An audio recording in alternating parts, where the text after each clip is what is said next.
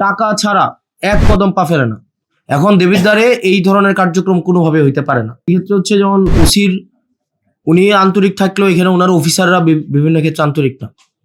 এখানে ওনার second officer হচ্ছে fully corrupted.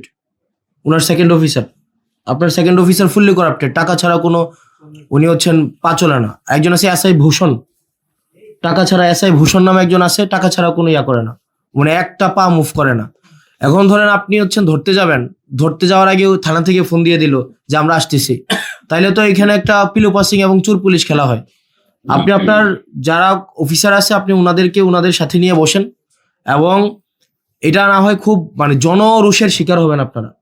এবং যদি আপনার অফিসার যারা আছেন, বিশেষ করে আপনার সেকেন্ড অফিসার নোয়াখালী মনে হয় বাড়ি, আর হচ্ছে আমি নামটা মনে করতে পারতেছি, ওনার নাম কি, মতিন মনে হয়, হ্যাঁ ওনার নাম মনে হয় মতিন।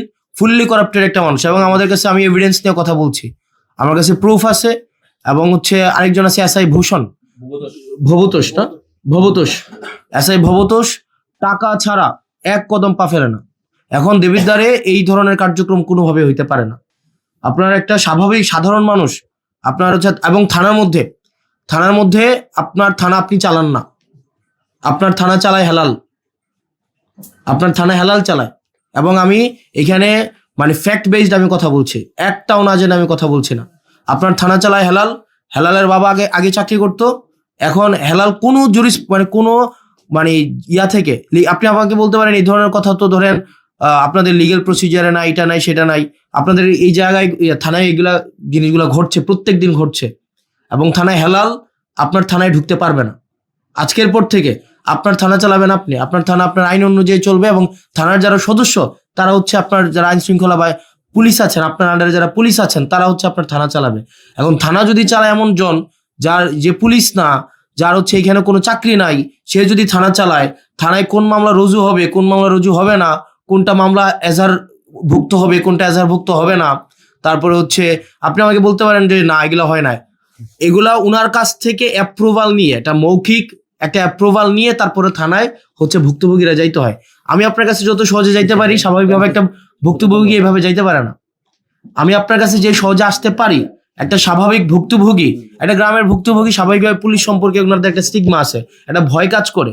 এটা একদিনে স্বাভাবিকভাবে যে পুলিশ মানে তারা চাচ্ছে তাদের ইমেজ রিগেইন করতে, মানুষের ফ্রেন্ডলি হইতে, এটা চেষ্টা করছে, এবং আমরা এটাকে অ্যাপ্রিসিয়েট করি। কিন্তু স্বাভাবিকভাবে একটা গ্রামের মানুষ যখন দেবিদ্বারে আসে, বরকামথা থেকে, ভানি থেকে, সুলতানপুর থেকে, এটা স্বাভাবিক একটা গ্রামের মানুষ, আপনি যে কেসের যে জিনিসগুলো বলছেন এগুলা দেখবেন স্বাভাবিকভাবে অর্থনৈতিকভাবে যারা একটু এটা লিমিটেড একটা পর্যায়ে জীবনযাপন করে, তাদের মধ্যেই কলহগুলা বেশি হয়। আপনি দেখবেন যে অটো চালক, সিএনজি চালক, তারা যখন থানায় যায় দেখা যায় বেশিরভাগ ক্ষেত্রে তাদের একটু হয়রানি করে। এখন স্বাভাবিকভাবে পুলিশের কাছে যাওয়ার আগে কিন্তু এক ধরনের পুলিশ আছে যারা হচ্ছে অচাকরিজীবী পুলিশ, পুলিশের কাছে যাওয়ার আগে, এটা আপনি আপনার জায়গা থেকে এটা আপনি দেখবেন না, এটা যারা ভুক্তভোগী, আমি এটা গত একটা বছর এটা আমার ব্যক্তিগত জায়গা থেকে, এবং এখানে সাংবাদিক আছে, একজন সাংবাদিক অস্বীকার করতে পারবে না, তারা এগুলো কথা বলে না, আপনারা অস্বীকার করতে পারবেন, এটা মানে এটা সত্য ঘটনা না, একজন সাংবাদিক অস্বীকার করতে পারবে না। এই যে হেলাল এই দালাল চক্র চালাচ্ছে না থানায়, এখানে জাতীয়,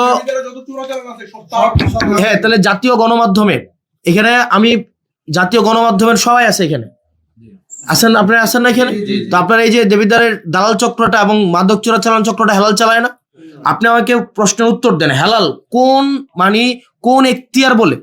এই মিটিং এ যারা আছে প্রত্যেকের একটা নিজস্ব একটা এই মিটিং এ থাকার একটা ক্রাইটেরিয়া আছে, হেলাল কোন এখতিয়ার বলে আপনার চৌসীমানার মধ্যে থাকবে?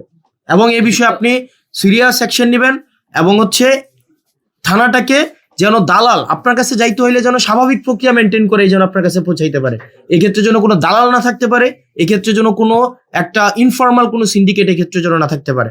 আপনার সাথে মানুষের সম্পর্ক হবে একদম ডিরেক্ট সম্পর্ক, যেটা লিগ্যাল সেই জায়গায় আপনি কোঅপারেট করবেন, যেটা ইলিগ্যাল সেক্ষেত্রে কারো কোঅপারেট করার আপনার প্রয়োজন নাই, আপনার জায়গা থেকে লিগ্যালি যেটা দরকার আপনি সেটা করবেন। আপনার এখানে দালাল চক্র দিয়ে আপনি ঘিরে আছেন, এবং আমরা চাই আপনাকে কোঅপারেট করতে, আমরা চাই একটা law and order situation restore হোক, আমরা চাই যাতে করে হচ্ছে প্রত্যেকটা মানুষ আপনার সেবাটা যেন যথাযথভাবে নিতে পারে, যাতে করে তারা ভোগান্তির শিকার না হয়, সেজন্য আমি প্রত্যাশা করি আপনি সেক্ষেত্রে যথাযথ ব্যবস্থা নেবেন।